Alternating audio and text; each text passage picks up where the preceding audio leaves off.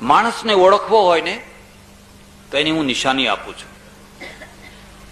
એક કોઈની ગેરહાજરીમાં વ્યક્તિગત નિંદા કેટલી કરે છે એને એ રીતે ઓળખી લેજો. બસ, એને ઓળખવાની બીજી કોઈ જરૂર નથી.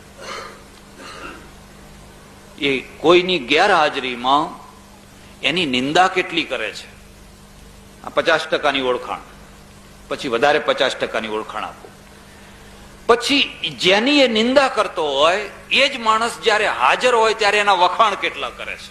બસ સમજી લેવાનો કે આ 3 પૈસાનો માણસ છે, આ ટકાનો માણસ છે. અને આટલું ઓળખ્યા પછી પણ જો તમે એનો ત્યાગ ન કરો તો તમે છેતરાવાના છો. ગેરહાજર હોય ત્યારે નિંદા કરે પેટ ભરીને, અને એ માણસ જો હાજર થઈ જાય તો પછી હા શું આ તો ભય છે, શું આ વખાણ કરવા માંડે.